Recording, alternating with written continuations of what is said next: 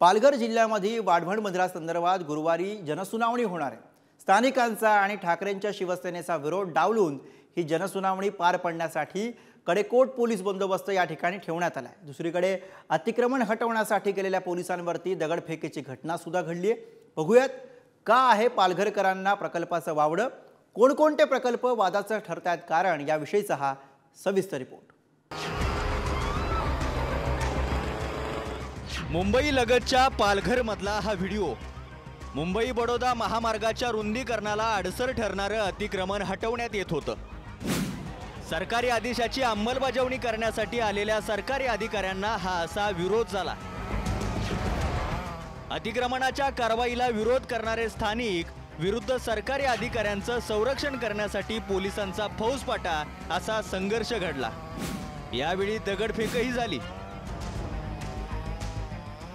बदला आम्हाला काहीच घराचा भेटलेला नाही आणि त्यांनी आम्हाला नोटीस पण नाही दिलं, काही सांगितलं पण नाही ना घरातून ना आत आम्हाला शिरून पण नाही देत ना। घराचे सगळं आमचे भांडी आणि पातेलं सगळं हे चुरभुका करून ना टेम्परमध्ये गाडीमध्ये घेऊन गेले आणि सगळं कौलं पत्र सगळं चुरभुका केला आमचे घराचा ना। माझी कागदपत्र, माझे कपडे, पोरांचे कपडे माझे सगळे हे करून टाकले नाही, ते काहीच नाही असं करून त्यांनी टाकलं आमच्या घराचं। प्रशासन खूप अगदी निदर्पणे अन्याय करतो ह्या भागामध्ये। आता खरं म्हणजे लोकांनी एवढा विरोध ठेवलेला नाही आहे की बाबा ठीक आहे हा इकडनं देशाच्या विकासासाठी होत असेल प्रकल्प तर होऊ द्या, परंतु त्यांची जी घेतलेली संपादित झालेली जी जागा आहे किंवा त्यांचं येणारं मध्ये जे घर आहे त्या रस्त्यामध्ये त्याचा मोबदला तर किमान हा दिला पाहिजे। महाराष्ट्र आणि गुजरातच्या सीमेवर असलेला हा जिल्हा अस्तित्वात येऊन जेमतेम 10 वर्ष झाली आहेत। आदिवासी बहुल असा हा जिल्हा। पूर्वेकडे सह्याद्रीच्या रांगा आणि पश्चिमेकडे अरबी समुद्राचा किनारा अशी याची भौगोलिक रचना। या भौगोलिक रचनेमुळे हल्ली अनेकदा हा जिल्हा चर्चेत असतो। एकीकडे महामार्गाचे रुंदीकरण, मुंबई आणि अहमदाबादला जलद गतीनं जोडणारा बुलेट ट्रेन प्रकल्प, दुसरीकडे प्रस्तावित वाढवण बंदर प्रकल्प असे अनेक प्रकल्प येत असल्यानं स्थानिक अस्वस्थ झालेत। गेल्या अनेक वर्षांपासून वाढवण बंदराचं घोंगडं भिजत पडलंय। या बंदरामुळे होणाऱ्या प्रदूषणाचा फटका बसून पारंपरिक मासेमारी, शेती अडचणीत येतील, पर्यावरणावर दुष्परिणाम होऊन हा हरित पट्टा उद्ध्वस्त होईल अशी चिंता स्थानिकांना सतावतीये।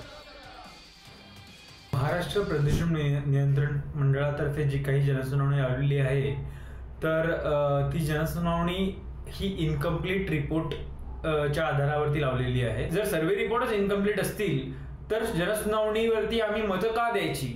अर्धवट माहितीच्या आधारावरती आम्ही म्हणजे तुम्ही आम्हाला एक बाजूला अंधारात ठेवताय आणि एक बाजूला तुम्ही सर्वे जनसुनावणी मागताय, हे कायद्याला धरून नाही आणि न्यायाला सुद्धा धरून। आता या आंदोलनात स्थानिकांना ठाकरेंच्या शिवसेनेची ही साथ मिळताना दिसते। गुरुवारी वाढवण बंदरासाठीची सरकारची जनसुनावणी उधळून लावण्याचा इशारा देण्यात आलाय।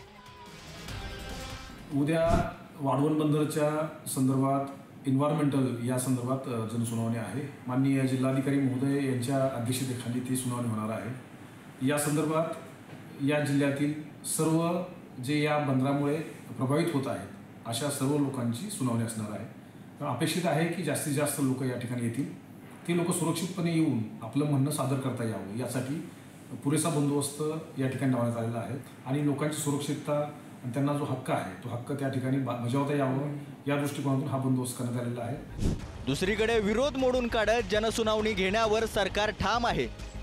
त्या दृष्टीनं बंदोबस्तात वाढ करत प्रशासनानं आवश्यक उपाययोजना केल्या आहेत। एकीकडे स्थानिकांचा विरोध तर दुसरीकडे सरकार विकासाचं स्वप्न दाखवत भवितव्य कसं उज्ज्वल आहे हे सांगण्याचा प्रयत्न करतंय।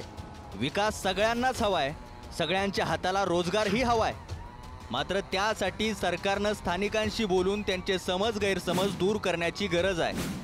स्थानिकांच्या सहकार्यातून आणि परस्पर संवादातूनच हा प्रश्न सुटेल अशी आशा आहे। पालघरहून निखिल मेस्त्रीसह रशीद इनामदार, पुढारी न्यूज।